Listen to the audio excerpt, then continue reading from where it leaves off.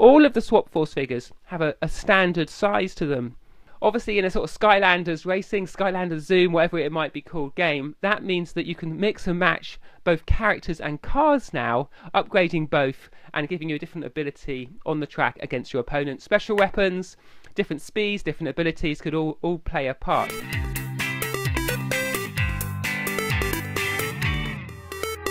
Welcome back to Family Gamer TV. Now, as winter slowly fades away and we move into spring, thoughts will be turning to new life, to the budding of the garden, but also to a particular event in New York, the New York Toy Fair.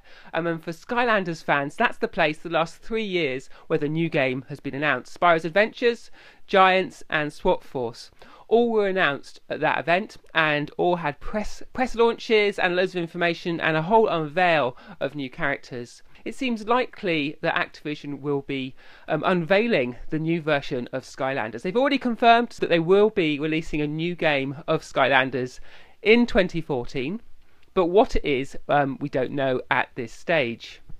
Now, being the 4th iteration for Skylanders, some have said actually this is the moment where Activision are going to change things up and there's not going to be an announcement at a toy fair. You know, they need to get the jump on their competition. They need to be less predictable. So I think there's some sort of credence to that rumour that perhaps this year is the year they'll sort of change up and announce it in a different way.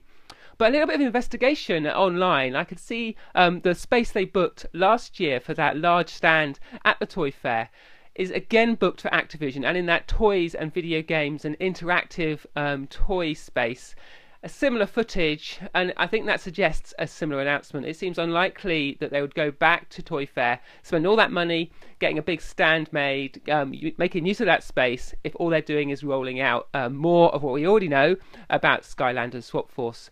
So I'm convinced that actually Toy Fair in New York is going to be, certainly going to play a part in how Activision are unveiling what's next for Skylanders.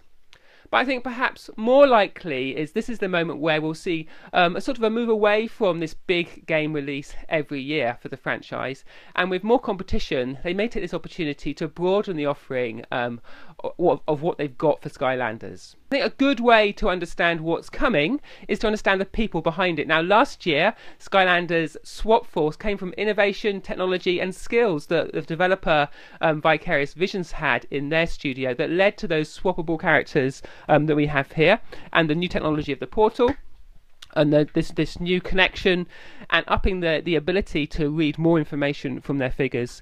Now, this coming version of Skylanders 4 as we're calling it currently, looks like it will be coming from Toys for Bob. They have this sort of tag team approach to development, which means going back to look at those interviews and look at the people and skills in that studio may give us a hint of what's coming up in Skylanders 4.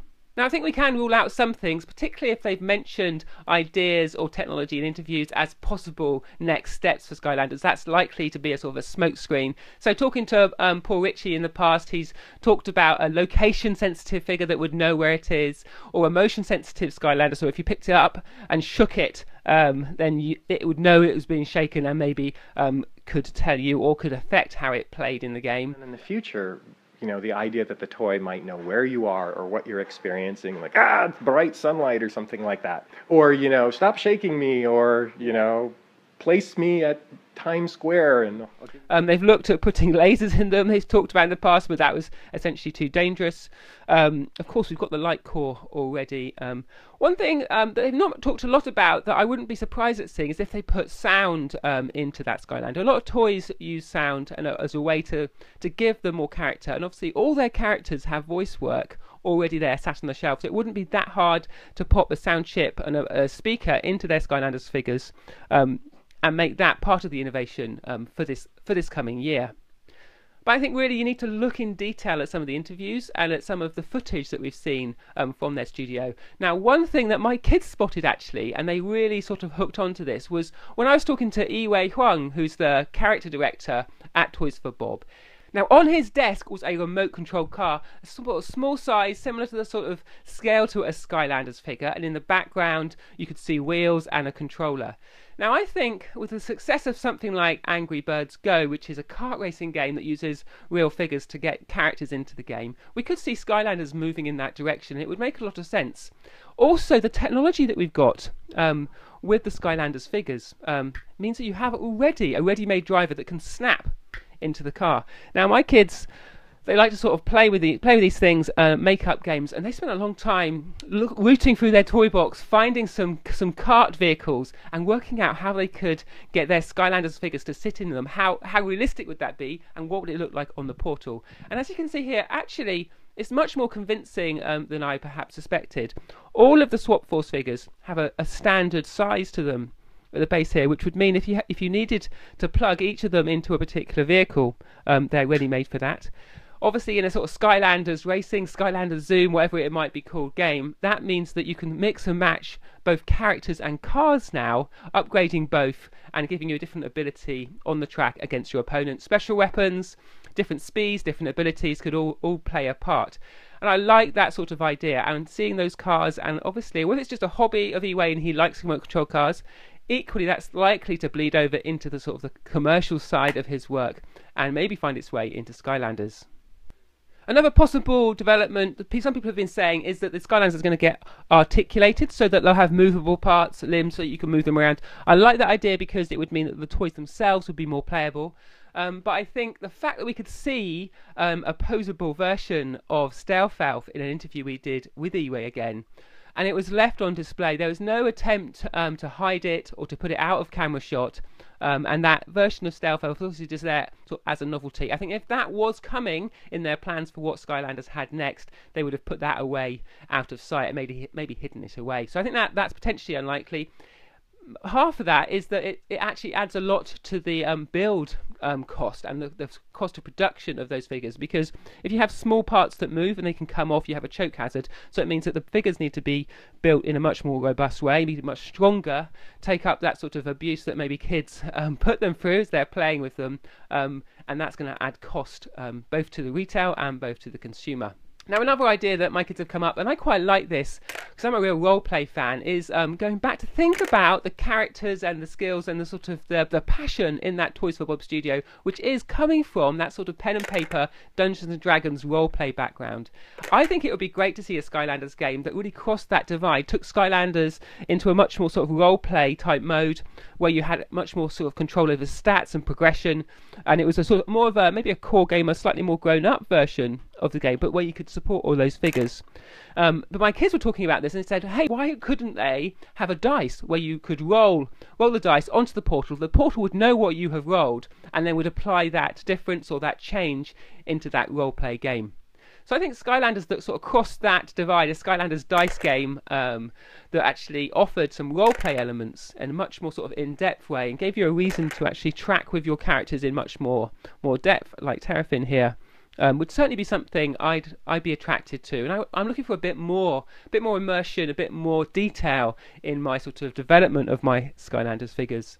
But of course, this is all speculation.